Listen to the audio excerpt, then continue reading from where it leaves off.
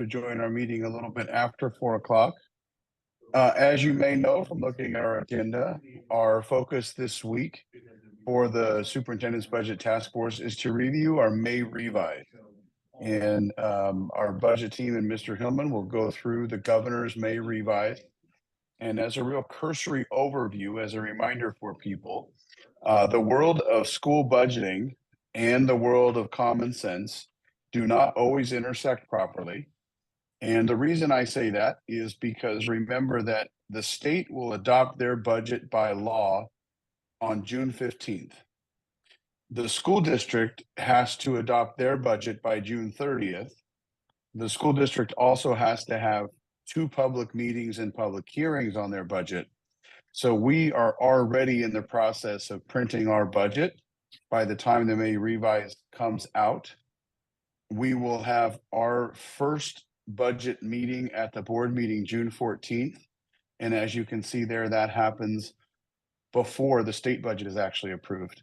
So school districts across the state go through this exercise of using their best predictions and best guesses as to what their budget should include at budget adoption.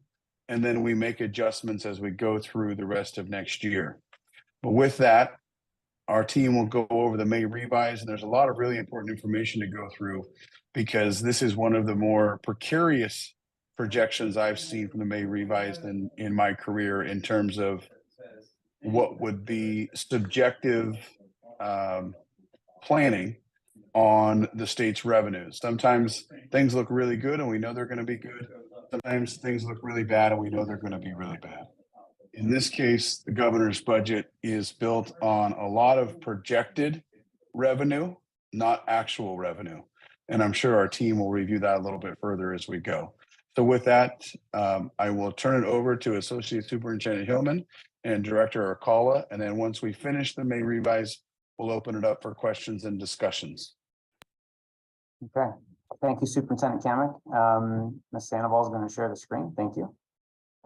So as Superintendent Kamick was discussing, this is the May revise, which is really any adjustments and changes the governor and his staff and the Department of Finance want to make with regard to their original proposal that came out in January. So this is kind of like the update, if you will, to what they proposed in January, using all the new economic data that they have available to them to project what they think is going to happen in the 23-24 school year. So if we go to the next slide, just a real quick agenda. We'll review quickly the themes from the May revise that the governor shared.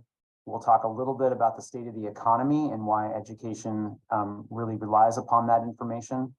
We'll talk about the revenue projections and what's different between the January budget and the May revise. We'll talk briefly about Prop 98 and local control funding formula funding, and then we'll talk about the new funding cuts that the governor is proposing and then next steps.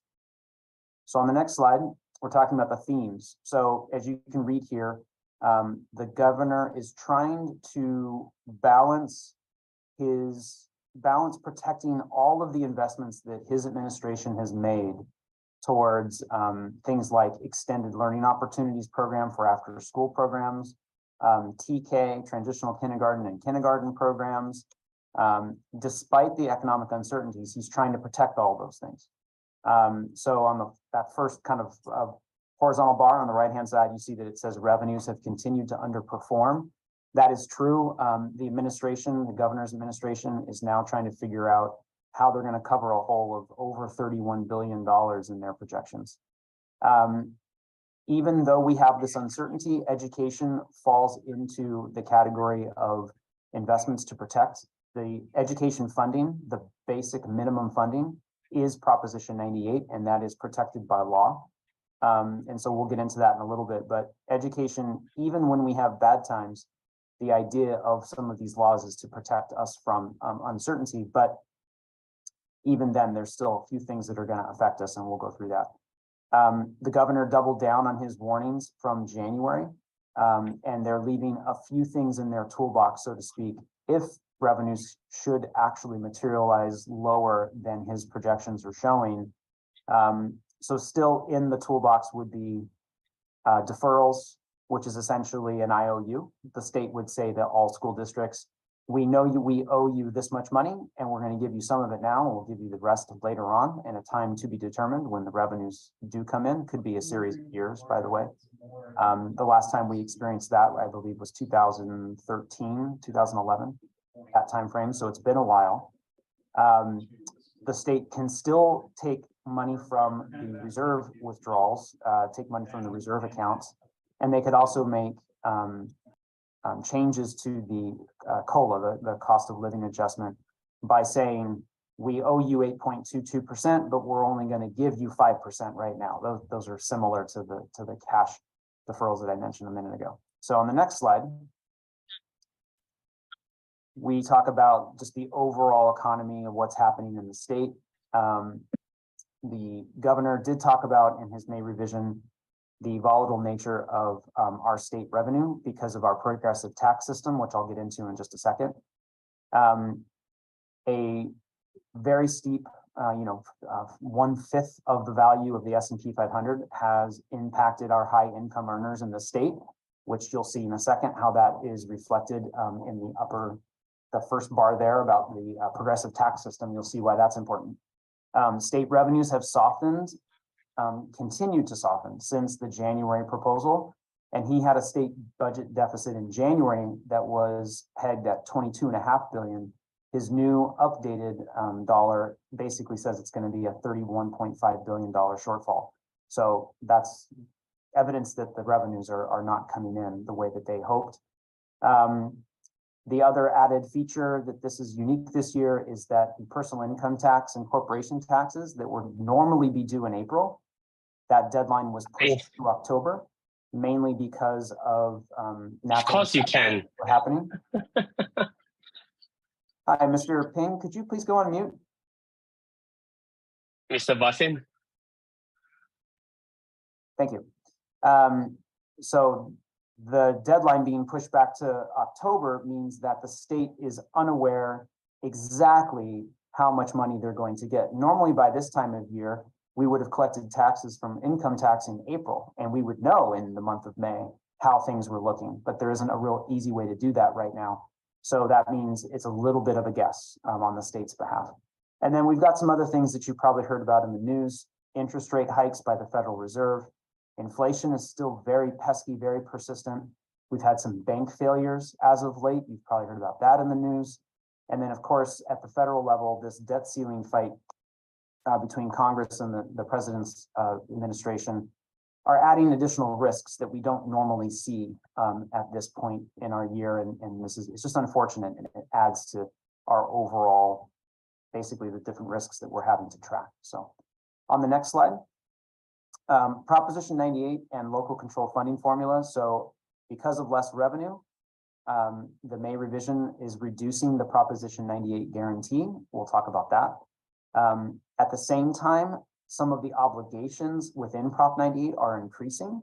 So you have fewer revenues and more expenses at the same time for Prop 98. That's typically a bad recipe. That recipe is not good for all of us in our personal budget. It's the same thing for the state. And then what was already a problem in January is worse now, as we talked about on the previous slide. So on the next slide, I just wanted to highlight, it's a similar or same slide I showed back in January. Why does the state economy matter? Well, we referenced it a little bit, but with this visual, hopefully it's a little more clear. We care about the economy because state revenues are determined by income, sales, and corporate tax. Those tax revenues fund the state's general fund. The state's general fund funds Prop 98 based on a complex calculation. And then how the money is distributed from Prop 98 to schools is determined by the local control funding formula. So we care greatly about how the economy is doing, primarily because of this tax revenue collection. So if we go to the next slide, this highlights part of the problem. So the big three taxes, the ones we just mentioned, sales, corporate, and income tax, they're still higher than they've been in the past, but you can see in the far right-hand corner, the two boxes that are estimated. It's estimated for the 22-23 year because of that tax deadline that was pushed to October. If it had stayed where it normally was, April of 23, this wouldn't be an estimated number. We would start to have most of the actuals in. We know how much money the state had collected. So you can see that it's down from the 21-22 school year. That just means there's less money to go around.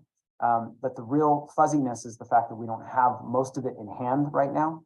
And all the data is showing, as we keep saying, that it's going to be lower, not only in the current year, but also in the 23-24 school year. On the next slide. This is just a prediction from the Department of Finance that shows what they're estimating the big three revenues all together, what they will be when they come in. And you can see the dotted vertical line that says a forecast to the right. So basically you can see that it peaked in the first part of 22, and then they are expecting it to come down. And then you can see they predicted what if the economy went into a recession, what that would look like, and that's the red line. So even if we avoid a recession, we will be lower than where we were. If we hit a recession, it's going to be even lower than it's projected to be. So hopefully this visual gives you a little bit of context to it's going to be lower no matter which way we go here. We don't have much of a choice of revenues being higher. That's not going to happen. On the next slide, this slide is trying to depict where we are in the tax collection piece. Most of these slides I borrowed from school services, and so this is the picture here under the 2023 with his arms up saying, I don't know, is a former employee at school services who's now retired, who was their economic expert. And they called him even in retirement and said, hey, what do we do in this situation? What do you think is going to happen? And that was his answer. He doesn't know. And that's after 30 plus years of being in the business. So you can see basically the type of collections over time, and you can see where we are in 2023. This adds that extra risk that we were talking about. So this deferred tax deadlines really are going to warp the historical trends. And so we don't really know what's going to happen. We can only go off of economic modeling at this point until the taxes are in hand. On the next slide, this one really talks about and shows in a graphical way the progressive tax impacts. So California has a progressive tax system. We've talked about that. The big three taxes make up 96% of all of the state general fund revenues. So that's sales, corporation, and personal, if you added these three together. The lion's share of this is generated by personal income tax. That's 62% of our state revenues. And it's worth mentioning that only 1% of Californians pay approximately half of that 62% number. 1% of Californians pay half of that 62% number. That is a staggering thing to think about. You have so few people contributing such a large dollar amount to run the state. And the reason why that's scary is on the next slide is a graphical representation of what's been happening to migration trends in California. So as you can see, overall, the population in California has been declining. That's nothing new. What is new is that when you break this out by lower, middle, and higher income individuals in the state, you can see that starting in 2018, you didn't have a flat or growing number of high income individuals in the state of California. It actually started to decrease. And so we've been on this track for a while before the pandemic. The pandemic, I think, gave it a shot of adrenaline. So you can see that number is plummeting. And this gold bar, this red bar, whatever it is that's above the line there until 2018, that's where the majority of our money comes from. And that money is leaving the state. That's going to be a long-term problem for the state of California. So at any rate, next slide talks about basically the differences in the governor's budget and the May revision. These are big numbers, but it gives you an idea of what the state and how they're adjusting things. They believe that instead of having a $5.04 billion increase to LCFF, that was what they proposed in January, it's only going to be, and I say only, and that sounds weird, $4.04 billion. So it's $1 billion less. The Proposition 98 minimum guarantee, you can see is down over the 2-year period. 21-22 went up a little bit. but the other 2 years, 22-23, that's the current year, and 23-24 will go down a little bit. You can see that the statutory COLA, the cost of living adjustment, was projected at 8.13%. It's came in at 8.22%, so that was pretty close. And then the governor is proposing in his May revision, to take back $1.8 billion from school districts in the form of the art, music, and instructional materials discretionary block grant. And then he had no reduction applied to the learning recovery emergency block grant, but is now proposing a $2.5 billion decrease to that grant. So the first one, the arts, music, and instructional materials, was fully discretionary. It could be used on arts and music and instructional materials. It could be used on a bunch of other things too. The learning recovery block grant is a very specific restricted use to help students basically regain levels of learning loss experienced during the pandemic. And originally in January, that had remained untouched. He is now proposing a cut to that as well. So an overall less money for education than the original governor's budget in January. And you can see some additional cuts in here too. And we'll talk about how that affects Fremont in just a second. On the next slide, this is basically just showing that the overall funding for Proposition 98, it really plateaued. It peaked in 21-22. So those are the 3 gray bars there. And you can see that the proposed funding comes down a little bit. What's also important to note on this slide is the dotted red line is the state's attendance. You can see that through 2013-14, it was almost 6 million students in the state of California. And you can see that it's starting to drop off now towards the far right of this, this graphic. And now the state's population is down to about 5.3 or 5.4 million students. That's a significant drop from almost 6 million. So we might be getting more money to Proposition 98, but we have fewer students across the state to generate that money and bring it to our school districts. So it's kind of a double-edged sword of what's going on right now. The next slide. This one here more succinctly talks about the Proposition 98 problem. In the introduction and earlier on, I mentioned that the growth in Proposition 98 is down, meaning the revenues are down, but also the expenditures that Prop 98 has to handle are up. So that's what this slide is trying to show. So on the far left side, you can see that the governor's budget had proposed $1.8 billion in new revenues in January. At the May revision, they're only projecting 700 million. So that's down 1.1 billion from January to May. So his revenues are coming in lower. And then the box on the right-hand side talks about the expenditures that are required by law in Prop 98. At the governor's budget in January, it was 7.9 billion. The May revision has recalculated that to 9.3 billion. So when you basically take negative 1.1 in revenue and you increase your expenses by 1.4 billion, you're at a $3.1 billion deficit. So as we said earlier, there was a problem in January. It's getting worse in May. And that's only if the revenue projections the governor has stated hold. And there's no guarantee that that's going to happen. So on the next slide, we get into a little bit more of the specifics for our district. And what it's showing here is the green line is the 22-23 base grant. These are the dollars that we are expected to receive this year for every student in those grade spans. You can see that the COLA, 8.22%, is what the governor is proposing to fund the entire COLA. They don't have to do that, but they're proposing to do that. And we have signals thus far that the legislature agrees with the governor and that they're planning to fund the entire COLA, even though they can't really afford it. So you can see what that does to each of the grade spans, $753 more for each TK and K3 student. And then the new base grant is listed there. So on the orange line, the adjusted base grant, you can see will be going up.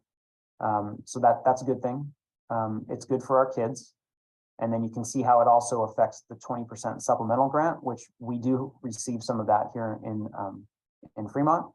We do not receive any concentration grants in Fremont, that bottom white line. On the next slide, I wanted to highlight some data that we were able to get a hold of from our county office. They sent this to all districts. And it isn't just about our overall enrollment declining, it's also making sure that our students come and they attend school. So for this school year, these are the attendance rates across the county. And so these are just listed alphabetically. FUSD is ranked 6th in the county. So what this means is that we had 32,706 students enrolled in our district this year. And the P2 ADA is average daily attendance. It means that of our 32,706 students, we had 31,000 and change show up. That's 94.79% of our kids showed up. And that means that's the number we get paid on. We get that money from the previous slide based upon the 31,000 and change students, not the 32,706. So attendance counts, it matters. It's really important that our students are coming. This isn't a shock with the new policies around if you have COVID symptoms and you need to stay home and you need to stay home for a certain number of days. And there's also some other local rules around religious holidays and things like that. It makes perfect sense that our ADA to enrollment ratio would be lower this year than in the past. In 21-22, FUSD's rate was closer to 96%. That's been our historical rate. And we are not unique to this problem. This is a problem across our county and across our state.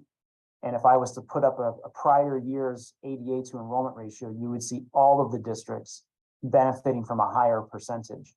You can see that some of our neighbors are getting into the high 80% now, and that's really concerning for them. So this is something we'll be focused on because we want to get our students in school. We want to keep them in school as long as we can. We want this percentage to get back up and get closer, if we can, to the 96% that we're used to having. Overall, the county average was 92.5% for this school year. On the next slide, I mentioned the arts, music, and instructional materials discretionary block grant. It is a mouthful, but looks like maybe Ms. Sandoval's on the phone. We'll get her to slide here in just a second. But the arts, music, and instructional materials block grant is an item that the governor has talked about being cut. And so for Fremont Unified, we received an allocation of $21.4 million. And with the current proposal from the governor, that $21.4 million is subject to be cut down to about $10.7 million. That's pretty drastic for us. And that's basically in half. And the reality for us is that because this was discretionary, we had these funds identified to help with all sorts of things across the district, some textbook adoptions, but some other things too. And what it means is we won't be able to do some of the things we wanted to do potentially. It also means that we might have to, we won't be able to keep some of the positions that we had hoped to keep for several years. We may only be able to keep them for 1 or 2 years. On the next slide, similar story, but a different funding pot. This is the Learning Recovery Emergency Block Grant. This block grant, as we mentioned earlier, is restricted. It's to fund initiatives that support academic learning. This was an initial allocation of $20.6 million. It would be cut down to about $14 million per the governor's latest proposal. So that's unfortunate. We've already received all these dollars, so there's a mechanism here for the state to basically claw that money back or say keep it and we'll call it something else in the future. But we can't expect to receive the almost $6 million in between what we received and what he wants to give us for this one. So we're going to have to hold on to it for a little while until this settles and they pass a budget to find out if the number is going to change, if the percentage is going to grow in the cut, or if they're going to keep it at basically 1/3 of the money being clawed back. The next slide talks about key issues for the negotiations between the governor, the Senate, and the Assembly. This is the time of year where the governor has put all of his ideas and themes and priorities on the table, and now the Senate, and the Assembly will do the same. The Senate came out with a plan and a budget that basically, I think, was going to project new revenues, I believe a new tax or something. And the governor said, no, I'm not interested in that. So they're already starting the back and forth. None of the three entities, governor, Senate, or assembly, have talked about deferrals, but it could be something that's better in their mind instead of cuts. So the downside is a deferral basically means we'll owe you later. We owe you this money, say $100, but we're going to give you 70 of it now, and we owe you $30 later. That would be unfortunate, and we would have to make some different plans if that was the case. The reserve, all three of them have said that they are not interested in tapping into the Proposition 98 rainy day fund. I think based on what I'm hearing, they want to save this just in case the tax revenues don't come in October, and then they would maybe tap into the rainy day fund. And then of course, additional cuts, they still remain a strategy. But the question really becomes cuts to which programs? And I'm sure there will be a robust conversation between the governor and the Senate and the Assembly about, they will all have a different idea about which things are more important to them. I think they all have a vested interest in things like the TK expansion, as well as ELOP, the expanded learning opportunities. And the governor, of course, outside of Prop 98, not education related, has put a lot of money towards other initiatives in the general fund for the state, and maybe some of those things get cut. So we'll have to wait and see. This is the back and forth that we sit on pins and needles for every single spring. And on the next slide, it talks a little bit about the timing and what Superintendent Kamick mentioned at the outset, that the state has to get their budget in line by June 30th. And the governor and legislature will negotiate, like we talked about. But FUSD has to act, and we can't wait for the state to finalize things. So we'll be bringing our budget to the board for action on June 14th and June 28th. And any changes that the state makes after we pass our budget, we will get reflected in our budget in July at something called the 45-day revision or the 45-day revise. So you see a little timeline here. We have to do our budget before the state does. So we will use the best assumptions that we can. We'll use most of the assumptions that the governor has laid out in his May revise. And if you go to the next slide, the last slide, here are some of the next steps we'll be taking. We're going to continue to analyze our year-end expenditures and revenues to complete our 23-24 budget. We'll adjust staffing across all sites and programs to accurately reflect current and projected enrollment. That's going to be our top priority, because as I think you guys have all heard before, our biggest expense is people, and we're in declining enrollment, and we have to match those things up. So we're going to keep doing that. But the anticipated runway that we need to make these adjustments, more than likely action will be needed to prepare for the 24-25 budget. Most of the staffing levels are set already for 23-24, but we're going to keep analyzing this and keeping an eye on all of the state revenues, because if state revenues start coming in lower, we might have to do something to take steps during the 23-24 year to prepare for the 24-25 year. So as I mentioned, most of the assumptions from the governor's budget are reflected in the school services dartboard, and that's those are the numbers we'll be using for our budget adoption. There are more slides to this presentation, but I'm not going to go through all of them. Most of them are graphs related to some economic indicators that some people find useful.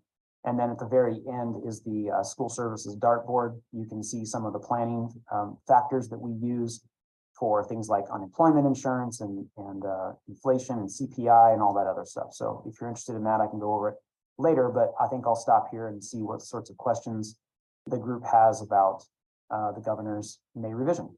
Thank you. Thanks, Associate Superintendent Hillman. Very helpful information. And I think, as you probably covered, one of the things that we really look at is the Legislative Analyst Office report, because they are kind of what I look at as the neutral party in all of the negotiations for the budget at the state level. And they are saying that the governor's revenue estimations are far too high.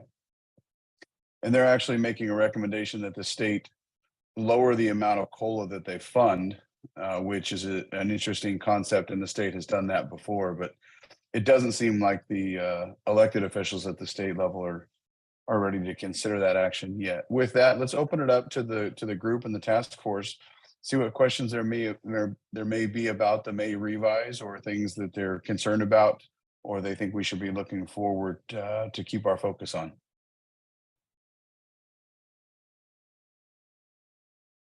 And go ahead and feel free to unmute yourself if you'd like, or raise your hand. Ganesh, go ahead, please. Yeah, thanks for the presentation. And were these slides in the meeting agenda? I mean, I did look through them right now, but I was wondering if there was somewhere where I could also take a look at them offline. There's a few different places you can find them. I'm not sure if they were in the original meeting agenda, because when we got the information for these slides, it was just Friday from 9 to 11:30 or 12:30 when we actually got the info. But we can link them to the agenda. They are also going to be linked to our board agenda, which is already published. And this same topic will be presented to our board and to the public in our meeting on Wednesday night. It's already posted. Sorry. Oh, it's on this Wednesday, not June 14th.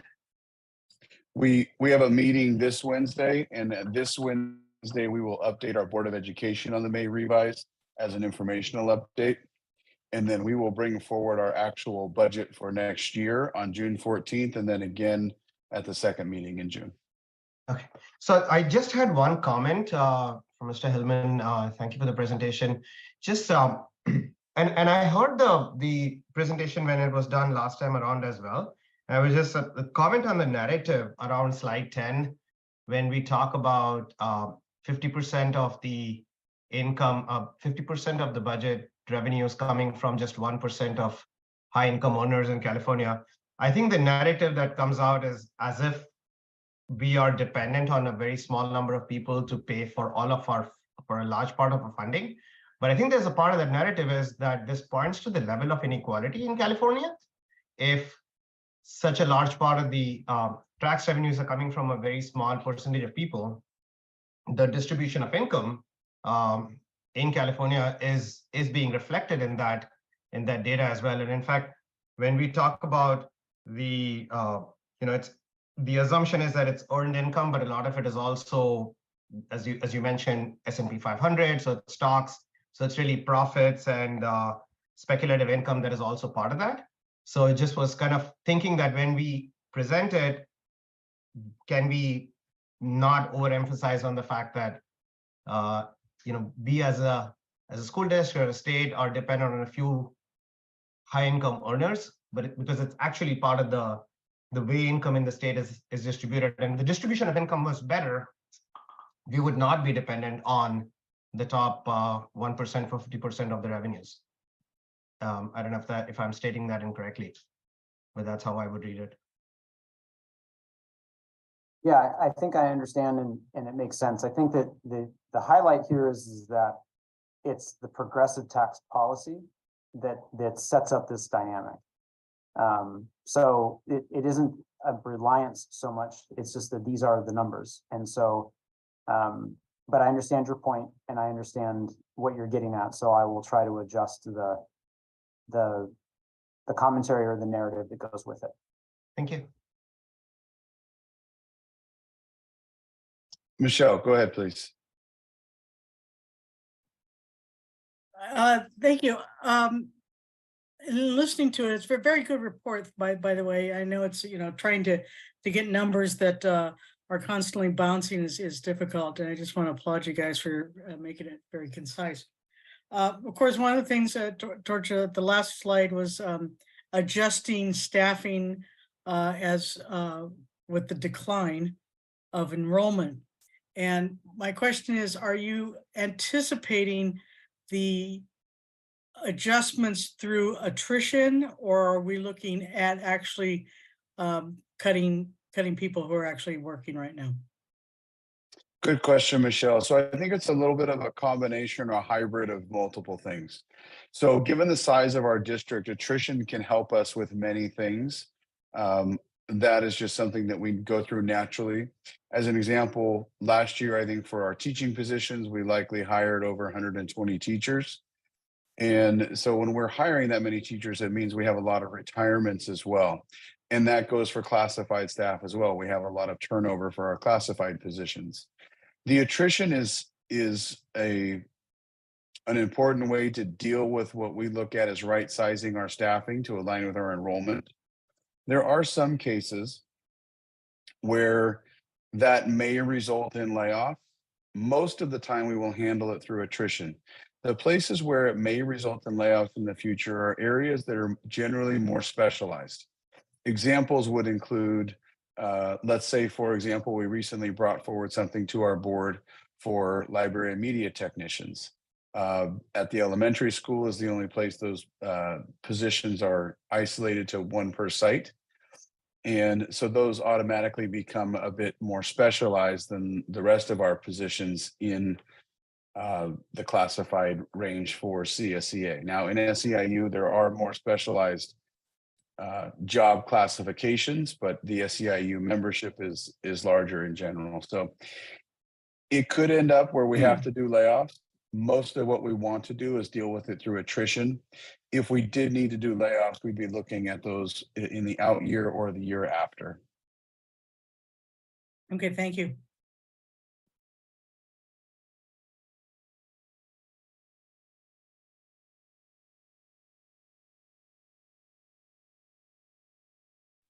Sorry about that. I was muted. Ganesh, I see your hand up. Did you have a further comment? No problem. Okay, thank you. Any other feedback from the group on the May revise? Trustee Zhang, thank you. Okay, thank you for the presentation. And the question is on the, the revenue versus the expense. So the revenue would definitely say is going to decrease. And on the expense is mainly 80%, no, it's actually 88% is the teacher's salary. So we can only look forward for any change in 1 year down the road. So my question is, with decreased revenue, what possible area can be, we need to see the change? So cutting on different programs or? Yeah, and I think that's what Mr. Hillman is referring to when we look at where we're expending our dollars, and we are looking at the use of our one-time dollars. And so we have to look at the one-time dollars versus the ongoing expenditures. And we have a number of positions that we've been supporting through the one-time dollars. We may need to look at reducing and or eliminating those in the next 1 to 2 years. And then we will have to look at everything that we can do in the district, which is where we do end up looking at staffing on occasion, because we will need to adjust our staffing to meet our enrollment. An example of that would be this year, we reduced our projected full-time employees for teaching positions by, I think, about 54, maybe 57 positions, if that sounds pretty close, Director Akala. And so that is a place where we are reducing expenditures in the budget, but we're maintaining our staffing level at a way that is aligned with our enrollment. And so that is really what we need to be doing as our tier 1 response to the decrease in revenue and the decrease in student enrollment, is make sure that we're watching the ratios of our staffing to our students and staffing only according to what we need there. Because as you mentioned, personnel costs for certificated and classified and management represents about 85 to 88% of a school district's budget. So it doesn't leave much beyond that for significant cost savings. Mm-hmm. A follow-up question. So I know that, but some, we have the immersion program, and we still have students waiting on the waiting list. So it's kind of a balanced dance between allow the students to get on the class and also keep the teacher's appointment at a reasonable level. Yes, and that's not unique to the immersion program. That's going to happen for us across a number of areas for the district, whether it's an immersion program, whether it's an elementary school that is at its capacity, or a school that might have a wait list at a grade level. We don't see students come in the groups of 24 or 28 or 30 like we try to design our class sizes, as everybody likely understands. And so there always is that balance of how many more students do we need to be able to open up an additional section of students versus do we need to overload some students to some places or create a wait list. And so that is an equation that we try and continually balance from the springtime until we start the school year. For example, If we see a grade level that is enrolled less than our staffing projections, we want to make that adjustment as soon as possible. If we see more students move into a grade level or have more interest in a program, and we think that it supports staffing, then we want to make those adjustments as quickly as possible as well. Thank you.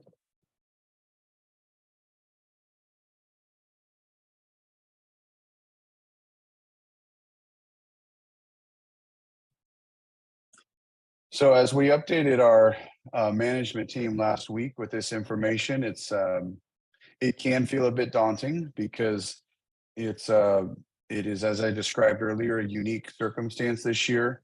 In my 2 decades of school leadership, the general pattern that I have seen most often is if the January governor's budget looks good, the May budget usually looks a little better. If the governor's January budget looks bad, the May budget looks a little bit worse. In this circumstance, the governor's budget in January was a bit iffy and it was built on a lot of projections. And I think what we see this May is the governor's budget being even more subjective based on revenue that hasn't manifested itself. And so there is a lot for us to kind of look deep into the crystal ball to try and figure out what do we really think is going to happen? And the change in the tax deadline to October is impacting that. And it's one of the also the unique circumstances where these one-time dollars that we were given were not really being given anymore. And so that's a unique circumstance. But I'm confident in our budget team and our board and our community engagement in that process. And really, I think we need to see what comes out of the budget negotiations at the state level, because there's going to be a lot of political pressure on that. And each side of the triangle, the governor and the state elected officials on each side are really going to have their own plan on how they wanted to get this done. And we'll see what comes out of the entire budget negotiations.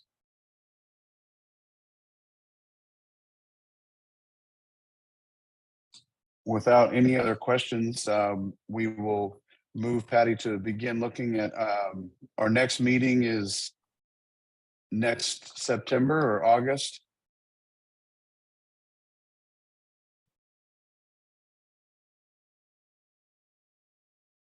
Sorry, I just realized I was on mute. I'm looking at that right now.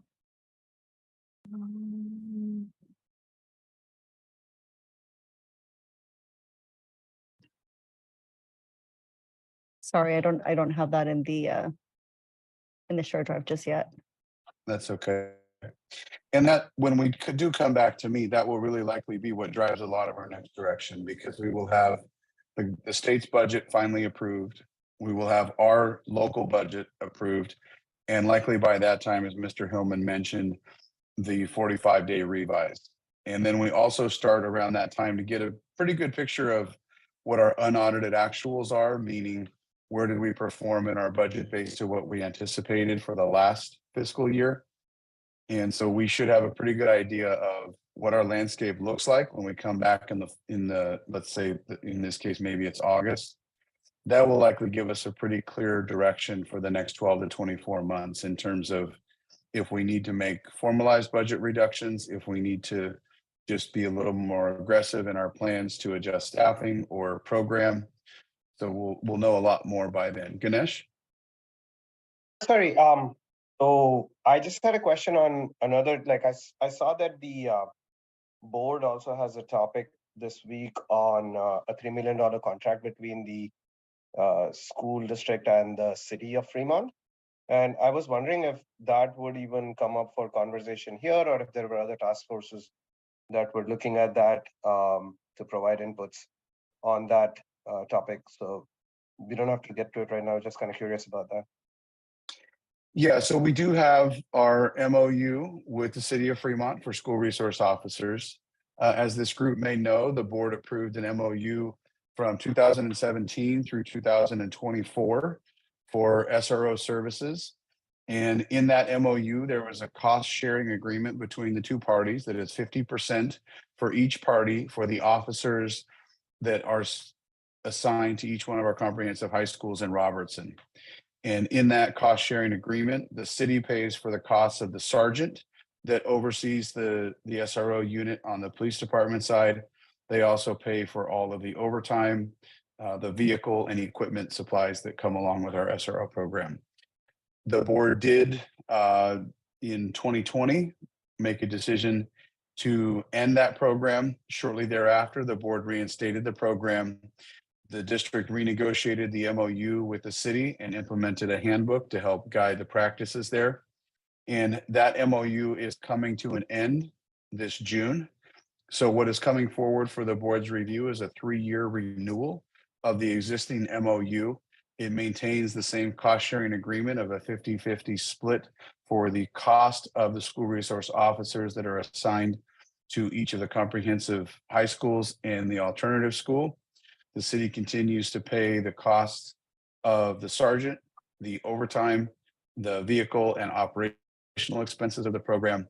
And that is what is on the board agenda for Wednesday night. In terms of that coming forward for a discussion point for the budget task force, in a general year, I would not anticipate that it comes forward.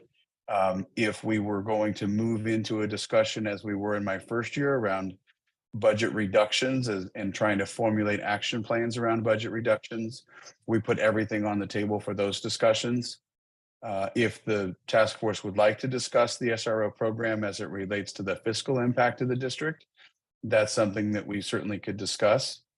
But I don't really isolate one service payment versus all the other services that we contract for unless we start to begin to look at budget reductions. But if the task force would like to explore that more, I'm happy to facilitate that conversation. Okay, that would be nice. I mean, if we are looking right now at budget reduction, so maybe worthwhile exploring, but I'll defer to others as well.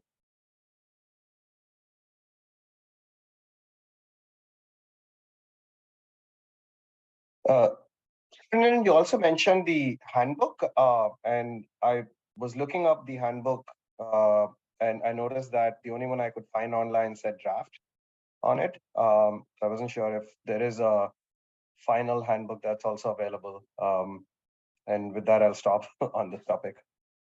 Yeah, the SRO handbook should be available. We'll ask Ms. Sandoval to check with our staff that oversees the websites, but those were taken out of draft form and formally approved in the first year we returned to in-person instruction. So we'll make sure that the proper copy is there.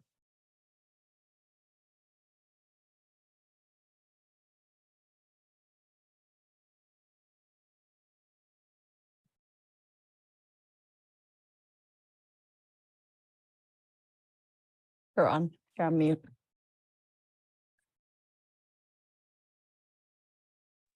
Brendan, you were on mute. Thank you so much, Patty, and thank you, Ganesh. I want to thank the task force for being here today, for your work this year. And I do think we'll have some really important conversations in front of us when we circle back together in August, and likely some difficult things to talk about, which is always the case when funding gets very tight for districts. And those of us who have been around these conversations for many, many years know that these are often the cycles that happen for school districts where the state offers money and we do the best we can with it. And then the state economy changes and things get very tight for districts. And I think as Mr. Hillman was pointing out, and we discussed the impacts of the tax structure that exists within the state, it's not just the tax structure in the state, it's the model by which we fund schools. And so not every state funds schools the same way that we do, where the school funding is dependent on how the top percent of the state performs. And it's sometimes, it is related to individuals, but individuals associated with businesses in the state of California as well. So I've always said that, when Apple has a good year in terms of revenue, that often means a good year for schools because that means the state economy is strong.